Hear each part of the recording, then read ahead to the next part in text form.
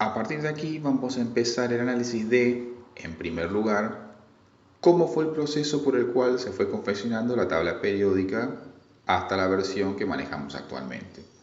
Y en segundo lugar, vamos a describir algunas propiedades de los elementos que reflejan una tendencia relacionada con su posición en la tabla.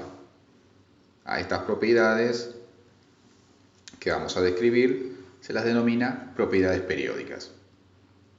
Bien, lo primero que hay que remarcar es que el descubrimiento y obtención de elementos es un proceso que se viene realizando desde hace muchísimo tiempo.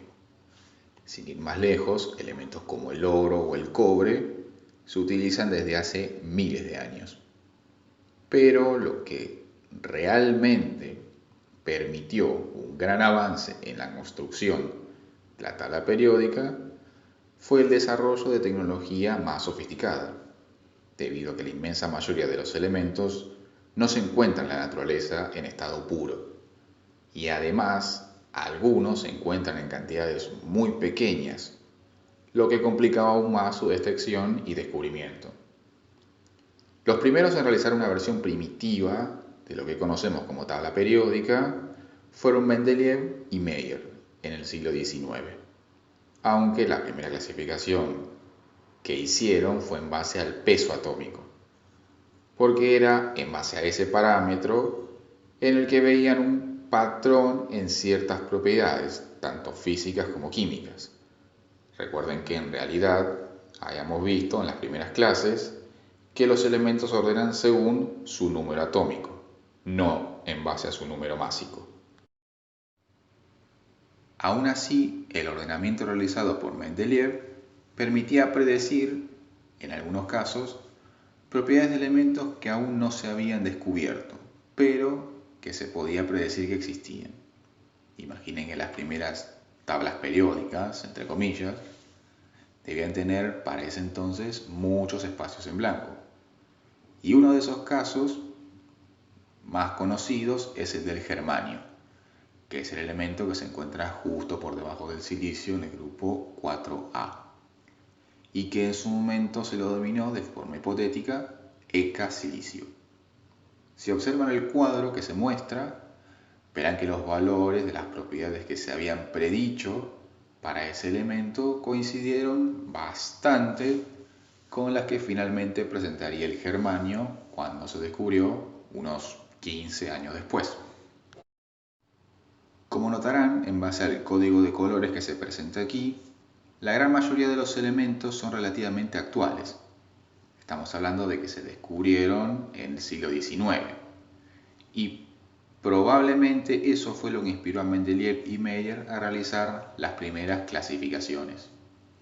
Pero, como ya indicamos, el ordenamiento actual de la tabla periódica se realiza en base al número atómico, es decir, en base al Z creciente. Vamos a comenzar analizando algo que, si bien no es una propiedad periódica, presenta una tendencia que hay que remarcar, y es que todos los elementos que estén dentro de un mismo periodo presentarán el mismo nivel energético ocupado por sus últimos electrones. Recordad que el nivel viene representado por el número cuántico n, por el primer número cuántico, el principal. Y ese nivel coincide con el periodo en el que se encuentran. Para entender esto, veamos los ejemplos de la parte inferior. Tenemos al oxígeno y al sodio. Observemos la configuración electrónica del oxígeno. Vemos que sus últimos electrones se encuentran en el nivel 2, o sea, en n igual a 2. Por lo que podemos predecir que este elemento se encuentra en el periodo 2. Y si observamos la tabla periódica, efectivamente es así. En el caso del sodio, su único electrón más externo se encuentra en n igual a 3, con lo que este elemento se ubica en el periodo 3. Podemos hacer también el análisis recíproco. Si tomamos un elemento del periodo 2, por ejemplo, tendrá su último nivel ocupado por electrones en n igual a 2. mientras que un elemento del periodo 3 los ubicará en n igual a 3. La configuración electrónica que solo representa a estos electrones, los del último nivel ocupado, se denomina configuración electrónica externa y la analizaremos más en detalle cuando veamos enlace químico. Otra aclaración importante es que los bloques en los que se divide la tabla periódica lo que indican es en qué subnivel se encuentran los electrones más externos de ese elemento. Porque recuerden que el modelo de la mecánica cuántica admite que en los distintos niveles de energía puede haber también distintos orbitales, según el número cuántico L.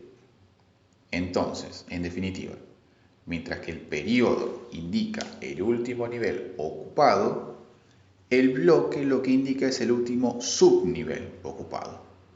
Por citar un par de ejemplos, si tomo un elemento del bloque S y periodo 2, tendrá una configuración electrónica finalizada en 2S, y así sucesivamente.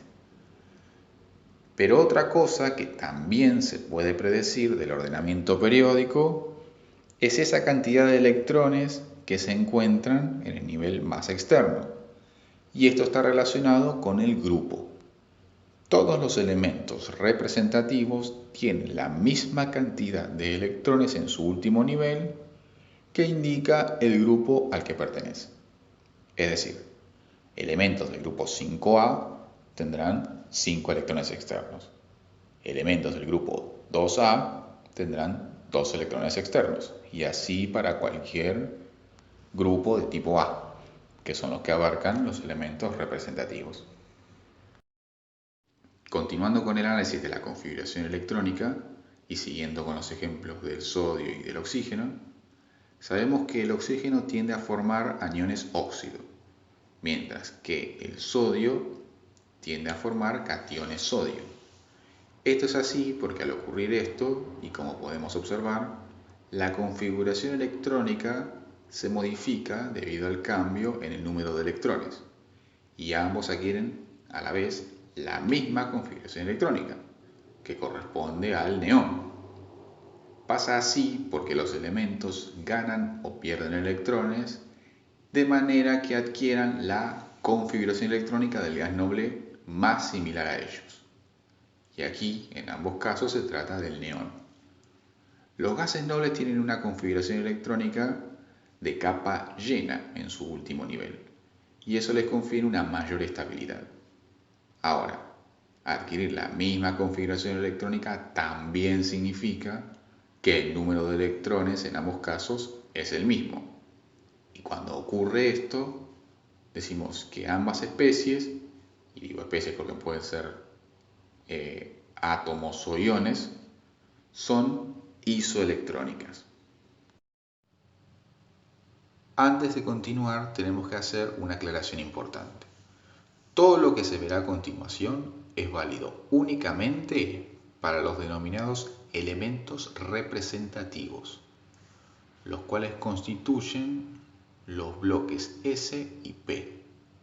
No vamos a incursionar en lo que ocurre en los bloques D y F, ya que por motivos que no vamos a ver aquí, no presentan las tendencias que se explicarán a continuación. A partir de aquí vamos a comenzar con la descripción de la carga nuclear efectiva o Z efectivo. Esta propiedad se basa en que en los átomos con muchos electrones distribuidos en distintas capas hay dos efectos que se compensan: la repulsión entre electrones y la atracción hacia el núcleo. Esto hace que el núcleo no ejerza la misma fuerza de atracción sobre todos los electrones por igual. Y una forma de resolver el problema es considerar que la atracción no es debida a un núcleo con los Z protones que contenga el átomo, sino a un núcleo cuyo Z tenga el valor de la carga nuclear efectiva, la cual es de esperar que sea menor a la carga Z real del núcleo, como se muestra en la ecuación de la parte inferior. Ahora bien, los electrones que se encuentran en las capas más internas y por lo tanto más cercanos al núcleo son los que cancelan parcialmente la carga positiva del núcleo. Y este efecto hace que la atracción hacia dicho núcleo que sienten los electrones más externos sea menor. Este efecto de los electrones internos se denomina apantallamiento y es el que se ve reflejado en la constante sigma, llamada a su vez constante de apantallamiento, y que figura restando en la ecuación de Z efectivo. Sin embargo, hay que aclarar que este efecto de apantallamiento no lo generan ni los electrones dentro de un mismo nivel que se esté considerando, ni los de los niveles superiores. Solamente lo ejercen los de los niveles más internos. ¿Cómo es la tendencia de esta propiedad a lo largo de un periodo? Tomemos como ejemplo el periodo 3. Notemos que, de acuerdo a lo que indica la configuración electrónica de los elementos de dicho periodo, todos tienen la misma cantidad de electrones internos, que son los correspondientes a la configuración electrónica del neón en este caso. Es decir, los electrones de las capas 1 y 2. De manera que si solo consideramos los electrones de la última capa, en este caso la capa 3, el valor de sigma se mantiene aproximadamente constante. De nuevo, debido a que en todos los casos la cantidad de electrones internos no varía. Mientras que el Z siempre aumenta si nos vamos desplazando hacia la derecha en el periodo. Teniendo en cuenta la ecuación anterior, se llega a la conclusión de que el Z efectivo aumenta a medida que se avanza en un periodo, porque tengo un número que aumenta constantemente y le estoy restando otro que no varía. Al movernos en un grupo, la variación de la carga nuclear efectiva ya no es tan clara. En este caso se tienen dos efectos contrapuestos: el aumento del Z por un lado y el aumento del apantallamiento por otro. El apantallamiento aumenta debido a que el n del último nivel es cada vez mayor a medida que uno desciende en el grupo. Por lo tanto, en este caso no vamos a utilizar esta variación como herramienta para predecir cómo se comportan otras propiedades periódicas a lo largo del grupo. La siguiente propiedad que vamos a explorar es el radio atómico. Si bien hay distintas maneras de definir el radio de un átomo, vamos a tomar como definición la media de la distancia entre dos átomos enlazados. Y es hasta ese punto donde vamos a considerar que se extiende el último de los orbitales del átomo en cuestión. Sin embargo, hay que remarcar que esto es solo una aproximación, puesto que los orbitales no son algo que se puede confinar en una determinada región del espacio, debido a su naturaleza. Todo esto sale de la resolución de la ecuación de Schrödinger, pero no vamos a hacer un análisis tan profundo de eso. Basta con saber que en una determinada distancia al núcleo, la probabilidad de encontrar un electrón se vuelve lo suficientemente baja como para considerar que es ahí donde se encuentra el límite del átomo. Entonces, hecha esta aclaración, vamos a analizar la tendencia de esta propiedad utilizando como herramienta la carga nuclear efectiva que ya definimos y explicamos anteriormente. En el caso de los grupos, a medida que uno desciende, ya sabíamos que los átomos adquieren cada vez más niveles energéticos, es decir, el número cuántico n en el que se encuentran los últimos electrones es cada vez mayor, con lo que dichos electrones se encuentran a una distancia del núcleo también cada vez mayor y por lo tanto la consecuencia es que el radio atómico aumenta. Si avanzamos a lo largo de un periodo, recordemos que en este caso el Z efectivo aumenta y eso tendrá como consecuencia una mayor fuerza de atracción del núcleo hacia los electrones más externos, haciendo que la nube de electrones se contraiga y el radio de dicho átomo sea cada vez menor.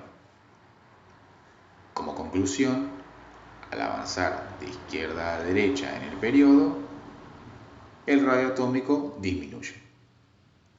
Para visualizar más claramente esta tendencia, pueden consultar las tablas de química general en la página 12, tabla 12 bis, donde también se tabulan los valores de los radios de los elementos representativos expresados en picómetros en este caso.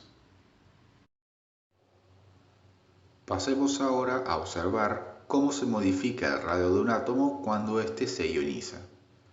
Recordando que el proceso para que ocurra esto es que un átomo gane o pierda un número determinado de electrones. En el caso que el átomo en cuestión pierda electrones y forme un catión, ocurre que se pierde el nivel más externo, es decir, que el N máximo del catión es menor que el N máximo del átomo neutro. Y como consecuencia de esto, el radio del catión será más pequeño que el radio correspondiente al átomo neutro. Si el átomo gana electrones y forma un anión, el efecto es el contrario al que ocurre al perderlos. Al haber un mayor número de electrones, las repulsiones entre ellos van a aumentar, pero la carga del núcleo es la misma, con lo que en este caso se observa que el radio aumenta. Aquí lo que tenemos es un esquema que permite observar el efecto de la formación del catión o del anión sobre el radio atómico en los elementos representativos. En todos los casos, la media esfera gris representa al átomo neutro, mientras que la media esfera coloreada representa el ion que se forma a partir de ese átomo, en rosa para el catión y en azul para el anión, y sus valores en Angstrom, que es otra unidad de distancia. Cuando sea necesario comparar los radios de dos iones, solo podremos hacerlo en el caso de que ambos sean isoelectrónicos.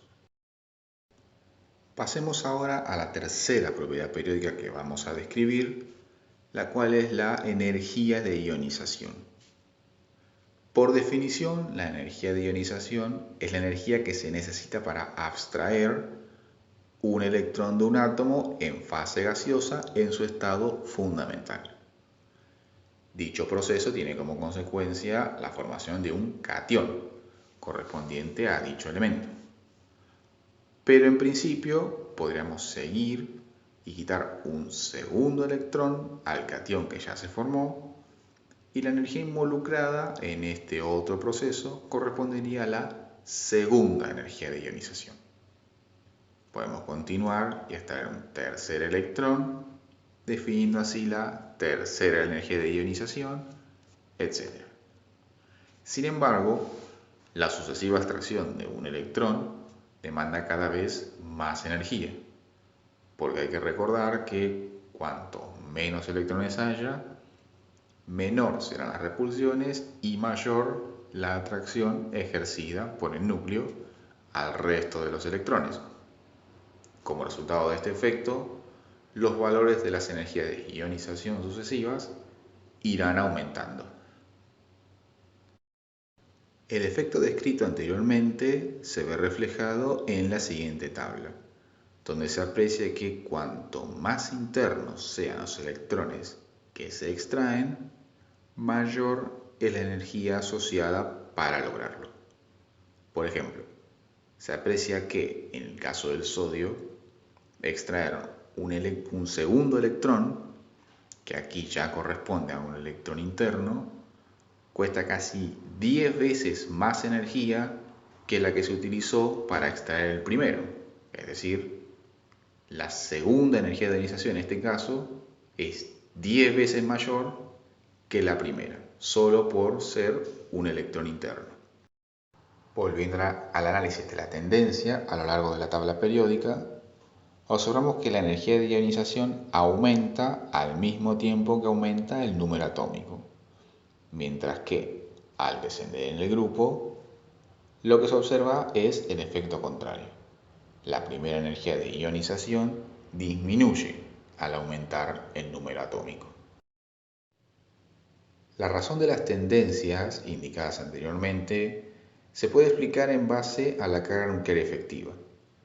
Al desplazarse hacia la derecha sobre un periodo, el valor del Z efectivo es cada vez mayor y por lo tanto la fuerza de atracción del núcleo sobre los electrones también lo es. Y esto hace necesario que la energía requerida para extraer esos electrones vaya en aumento, lo que justifica la tendencia observada. Pero por otro lado, habíamos establecido que al descender en el grupo, los electrones externos están cada vez más alejados del núcleo y de ese modo sienten menos la atracción que ejerce. Como resultado de esto, cabe esperar que la energía asociada para extraerlos sea cada vez menor en este caso. Finalmente, vamos a describir la última propiedad periódica que vamos a ver. En este caso corresponde a la afinidad electrónica. Por definición, la afinidad electrónica es el cambio de energía que ocurre al asociar un electrón a un átomo, que como en el caso de la energía de ionización, debe estar en fase gaseosa y en su estado fundamental. Por lo tanto, el proceso asociado da como resultado la formación de un anión, contrario a lo que ocurría cuando explicamos la energía de ionización, donde se formaba un catión. Además, y a diferencia de la energía de ionización, esta propiedad da una idea de cuán fácil es para un átomo ganar un electrón. Para terminar, tenemos que decir que, a diferencia de las propiedades periódicas que explicamos hasta ahora, en la afinidad electrónica no se observa una tendencia bien marcada a lo largo de los periodos y al descender en los grupos.